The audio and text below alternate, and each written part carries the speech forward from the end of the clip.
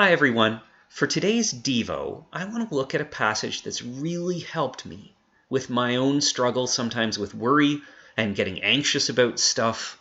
This has been a great blessing to me. It's called the manna principle. I want to own that I got this from a fabulous biblical counselor called Ed Welch. Check him out. Look at his stuff. He's fantastic. But it all starts out in Matthew chapter 6. The context here is the Sermon on the Mount, and Jesus is teaching a lot of incredible stuff, and then he turns to teach about worry and anxiety. It's a really famous passage where Jesus says, do not be anxious about your life, and he goes on and teaches a lot of wonderful things there, but he ends with this verse. Matthew 6, verse 34 says, "Therefore do not be anxious about tomorrow, for tomorrow will be anxious for itself. Sufficient for the day is its own trouble." And I think our first response is, well, that's what I'm worried about, that today's going to have so much trouble that it's going to be sufficient to keep me super busy. How is this helpful, Jesus, to just tell me worry about today's trouble? Well, I think Jesus is uncovering one of the basic qualities about worry. Worry is always forward-looking. It's always thinking about tomorrow or next week or next month or next year. And if you're anxious or a worrier like me, you know you're thinking way ahead, and your imagination gets the best of you, and you think, well, what if this happens? What if that happens? How can I possibly deal with it? And we can deal with such unlikely possibilities, and yet we can go through them as if they really are going to happen. It's exhausting. It uses so much strength because it's like you're going through these things right now that could happen in a week or a month or a year, and they're usually these worst case scenarios, and it's not helpful at all. It saps your strength, it leaves you exhausted emotionally, and you haven't accomplished anything. You've dealt with things that will most likely not happen. Now, by saying that negativity, I do not mean that we shouldn't plan or make contingencies for next week or next month. Of course, be wise. But worriers actually experience the worry and stress as if they are happening in the moment. And that is really not useful. So what Jesus is saying, keep grounded in the present. Deal with the issues of the day, not the issues of next month, because you can't deal with those right now anyway. So from that basic idea, I want to turn back to manna. Now, you might remember manna. That's the bread from heaven that God fed the Israelites with as he rescued them from Egypt and took them through this long, circuitous route to the Promised Land. It took them 40 years to get there. And we won't get into why, but during that time he fed them with this manna. Now, I want to look at the verse that introduces the manna in Exodus chapter 16. So I'm going to be reading, and you can pause and get out your Bible. I'm going to read from Exodus 16 verses 13 to 21. Now, we're not going to cover everything about the manna. I just want to get a basic idea and then apply it to worry and that passage we looked at Matthew 6. Exodus 13 says this, "In the evening quail came up and covered the camp, and in the morning dew lay around the camp. And when the dew had gone up, there was on the face of the wilderness a fine, flake-like thing, fine as frost on the ground. When the people of Israel saw it, they said to one another, 'What is it?' For they did not know what it was. And Moses said to them, 'It is the bread that the Lord has given you to eat. This is what the Lord has commanded. Gather of it, each one of you, as much as he can eat. You shall each take an omer.'" That's an ancient measuring a system of measure, and that was basically enough for one person to each. So you shall each gather an omer according to the number of persons that each of you has in his tent. And the people of Israel did so. They gathered some more, some less. And when they measured it with an omer, whoever gathered much had nothing left over, and whoever gathered little had no lack. Each of them gathered so much as he could eat. And Moses said to them, "Let no one leave any of it over till the morning."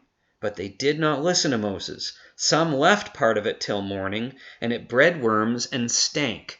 And Moses was angry with them. Morning by morning they gathered it, each as much as he could eat, but when the sun grew hot, it melted. And so here we have this bread that settles on the ground like dew. And they gather it. Each gathers an omer for each person in their family. So if a family had 5, they'd gather 5 omers. If it was 2 omers. And that was enough for everybody. And so what happened is if they kept a little bit, it bred worms and started to go rotten. And in the morning when the sun came up, it would melt and disappear. And so there'd be none left over. No matter how hard they tried, they couldn't store any up. And yet all the same, though Moses warned them, many people did try to store some up. And then they got in trouble for that because they were specifically told not to, and it wouldn't work anyway. God designed the manna so that it could only feed you for the day and nothing more. Now, that's hard for us to relate to because most of us have pantries full of bread and freezers full of food. We probably, if suddenly you weren't able to go to the supermarkets and get any more food, many of us would have enough food to last for a month, some even longer than that. So this idea of living day to day is so strange to us. We see that in the Lord's Prayer too, don't we? Give us this day our daily bread. That's such a strange thought for so many of us who are used to having this huge storage of food in the rich, wealthy Western world. Well, that desire to store up food isn't just alone to us in the West. These ancient Israelites wanted to do the same. Of course they did, because that food is security, isn't it? If things go bad, if something goes wrong, you have enough food to last longer. Who wouldn't want that? And no doubt, Israelites back then who have the same propensities of me toward worry and anxiety would be thinking to themselves, well, what if God forgets about us a day? What if something happens and God gets angry with us and he leaves us and we suddenly stop this supply of food and we're in the middle of nowhere? What am I going to do? My children might starve, things might go terrible, and they'll start imagining all these worst case scenarios, right? And so they try to store up more food. But God doesn't let them. Why doesn't God let them? Why not just give them manna for the week and say, okay, go out, collect your manna for the week? Wouldn't that be more convenient for everybody? Wouldn't that be easier? Well, yeah, it would have been. But that isn't the point. God wanted them every morning to have to look to him for their daily bread. The problem is when God gives us a supply for a week or a month, we worry about it the day of, and then we stop looking to God. We stop giving him credit because our pantries are full. Well, then fine, I don't need God for this. Not till it runs low again, and then I start looking to God and praying again. But God wanted to keep them daily dependent upon him, and he would supply them with daily bread. And he was trustworthy. They shouldn't have had to worry.